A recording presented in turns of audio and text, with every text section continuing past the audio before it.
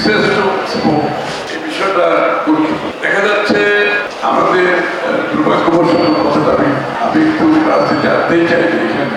Problem হচ্ছে আমরা যারা ক্ষমতাবান থাকি, আমরা অর্থনীতিও নিয়ন্ত্রণ করি, রাজনীতিও নিয়ন্ত্রণ করি, আবার স্পোর্টসও নিয়ন্ত্রণ করি।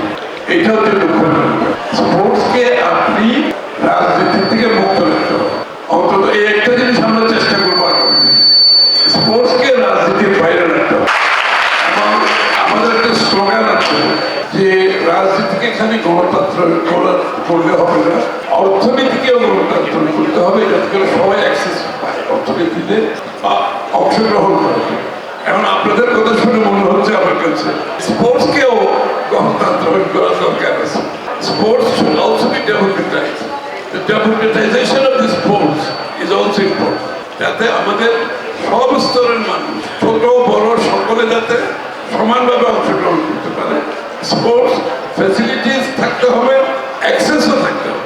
অনেক সময় দেখা যায় ফ্যাসিলিটিস আছে, অ্যাক্সেস অনেকের নাই, সীমিত লোকের অ্যাক্সেস আছে। তো আমার মনে হয় এই ফ্যাসিলিটিস অলরেডি ইসলামিক বলেছে, বিএনপি কিন্তু প্রত্যেক ডিস্ট্রিক্টে আমাদের স্পোর্টস ভিলেজে একটা আমাদের কমিটমেন্ট আমরা করেছি যে প্রত্যেক ডিস্ট্রিক্টে একটা স্পোর্টস ভিলেজের মতো হবে, যেখানে অল স্পোর্টস ফ্যাসিলিটিস থাকবে।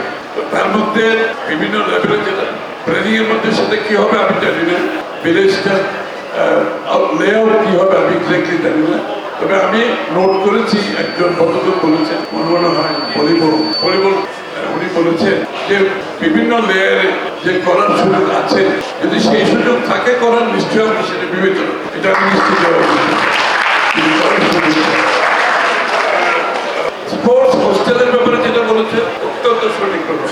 আমাদের স্পোর্টসের সাথে জড়িত যারা বিভিন্ন জায়গা থেকে যারা আছে তাদের থাকার কিন্তু কোনো সুযোগ নেই। আমাদের ফুটবলার যারা আছে মেয়েরা, বাংলাদেশের ফুটবল টিম, ওদের মধ্যে অনেকে জানেন না, এরা কিন্তু এখন বেশিরভাগ অবস্থান করছে কোরিয়ান এক্সপোর্ট জোনে। এখন কিন্তু ওরা বেশিরভাগ সময় কাটায় নদীর ওপারে কোরিয়ান এক্সপোর্ট প্রসেসিং জোন আছে কেএফপিতে। আমার বন্ধু কিহাকসন কোরিয়ান যে মালিক জার্মানি, সে কিন্তু তাদেরকে একটা হোস্টেল করে দিয়েছে। আমাদের ফুটবলার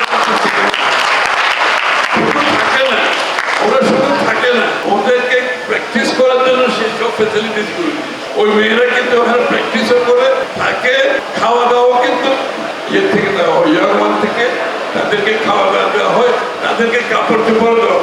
সুতরাং this is a good example কর্পোরেটের পক্ষ থেকে। আমার মনে হয় কর্পোরেটটা অনেক বেশি এখানে এগিয়ে আসা উচিত। তবে সরকারের পক্ষ থেকেও একটা সরকারি হোস্টেল থাকে, যে হোস্টেলের মধ্যে স্পোর্টসম্যান ছেলে মেয়েরা থাকবে। আসলে এখানে এটাকে আরো প্রফেশনাল করতে হবে। এইভাবে যেভাবে চলছে আমি যতটুকু বুঝছি বিষয়টা, সিজেকেএস এর রোল কিন্তু আমাদেরকে রিডিফাইন করতে হবে, নতুনভাবে চিন্তা করতে হবে। এবং এখানে সিজেকেএস এর রোলের এক্স্যাক্টলি কি কি তারা করবে এবং এখানে অ্যাকাউন্টেবিলিটি, জবাবদিহিতা এগুলো দিয়ে আসতে হবে।